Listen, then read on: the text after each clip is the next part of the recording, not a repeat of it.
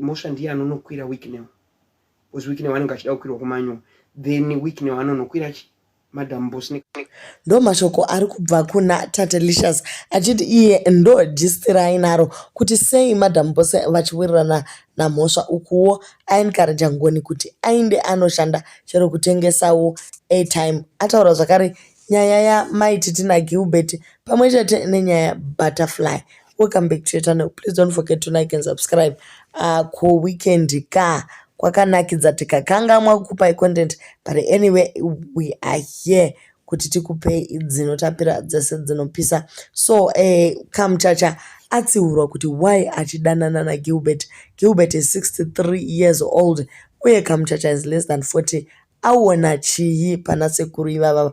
Why did she choose to settle pazviri? Uye sekuru vari kuratidza kuti vatotanga kuita zvirwere zvakasiyana siyana kunyanya BP. Aya ndo mashoko aTatalicious. Please do not shoot the messenger. Ari kuti Yezizo nevamwe vakadaro vana Tinashe Maposa vange vachiri vechidiki chero achiposta content vaitombotamba vese uchinyatsoratidza kuona kuti vanhu vezera rimwe chete, but then sekuru is not even romantic. Chero pamwe pacho panotorwa mapicture vachiedza kuti honai kadhedhi tarisai mufoni chi, he is not a social media person. Vanotoratidza kuti vari kutoboekana nezviri kuita. Kochiko chiri kuitika naMaititi ari kuri kunzi zvakare ngavasanyengerera UK because she can still go kuUK vega vasina akumbopusha kuindiswa nemurume.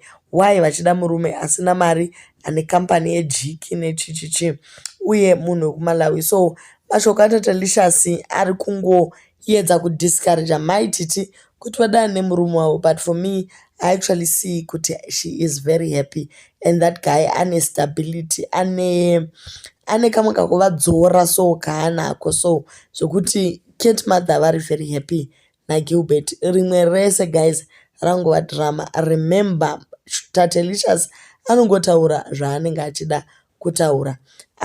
Ataura zvakare akati murume wemunhu Gilbert Kandiado ende iwewe zvakare uri mudzimai wemunhu, nekuti uchiri married kuna Maposa. Isusu yedu senyika takafarira muchato kwamaposa. Yes, pakazoya zvikwereti, pakauya nestori dzakawanda, but Maposa anga akupa chiremera musikana. So ndo nyaya yake iri kutaurwa naTatalicious pano. Felistas ndakumbira ndakati dai wambotsvaga umwe murume wasiyana neuya wawina iyoyo. Uri kundinzwa Maititi? Baba vawina wava vaite kutaura chokwa au haite Gilbert.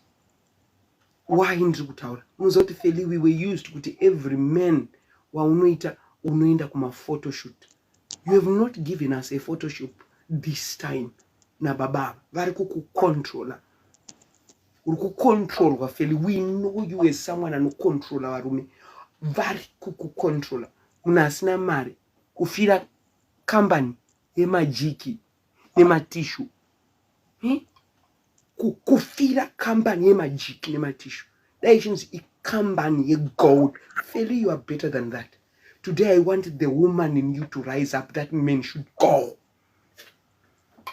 Kana uri kunyengerera UK, you go anyway. Wakatanga kuenda kunze kwenyika iwe usati watomboziya zvarume zvese izvi. Don't stop so low, Feli. Why Gilbert? Okay. Arambwa Gilbert naTatalicious hanzi ngaabude mumba imomo nekuti ari too controlling uye haisi type yako mangozvinzwirawo guys. Okay, then pataurwa nyaya zvakare yaButterfly kukanza mwana ana Butterfly haasi waShugeta asi mwana wavamutarise. Handizivi kuti daka raTatalicious navamutarise mazuva apfuura zvavaingodanana wani zvazofamba sei.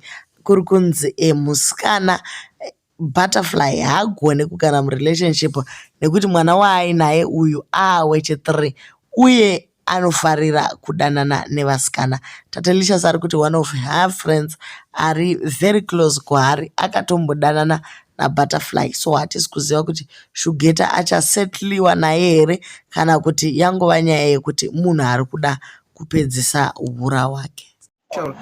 Shugeta Butterfly is a lesbian. So haakwanise kuita relationship yekuti anona murume achigara, munhu anoda vakadzi, so arida kungozvara ungopedza. I think this third child is the last, if I'm not mistaken, but I doubt zvangu kuti ndowashugeta. Anogona zviri zvesikita, anogona ari anamutarisi or something, because ndokwakuri kumalevels ana butterfly vanhu vaingoita hura nawo. But she's not a straight woman, she's a lesbian. Kamuchingomona riri, she's a lesbian, anotoda vakadzi ipo paanotodya. Shoko racho rinotyisa. So ndo zviri kutaurwa naTatelicious. Then kekupedzisira ati iye Mofela vanofanira kumboenda kubasa, vasarambe vachingomirira kuti Tyra avashandire. Ndo zvinozoita kuti pabude gosipu dzekuti Tyra waita this, Tyra waita that, but Mofela havakwanisi kumuudza Tyra kuti aregedze. So vanopedzisira vangokontinua nerelationship chero vachiremerwa. So murume anofanira kushanda. Vari kuti Mofela vakadhipotewa kuGermany nenyaya yekuti vanga vasina kusimba kuti vafambire mapepa. Vamwe varume vanoshingirira vadhipotwe zvekudaro, asi Mofela vakatozoopta kuti vadzoke havo kumba, nekuti anyway Tyra agara anoisa chikafu patafura. Vari kuti ivo Ngoni ngaakutsvake chero airtime yekutengesa. Chero akati airtime iyi inotengesa airtime yemurume waTyra, vakaipusha chero sebrand, vanogona kuenderera mberi. There was a time Mofela pavaishanda vachiita zvemapicture frame, there was a guy who did like some canvas pictures, then Mofela ndokubva vakopawo that idea, vakatanga kupusha. Vanga vakuita kunge vane furniture shop yavanga vanayo, vachipusha vachinda vakadaro, but hameno kuti zvakazongoperera mumhepo sei.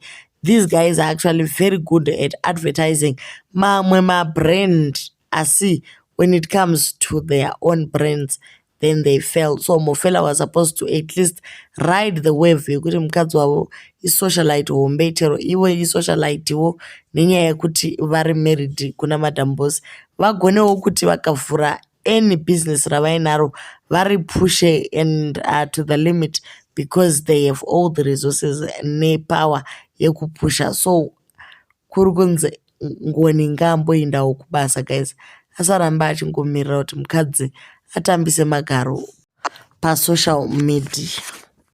Ende iwe Ngoni aendawo unombotengesawo kana airtime. Sho munhu wechirume unongoswera wakangoti ringata kukundwa nevarume biyako isusu.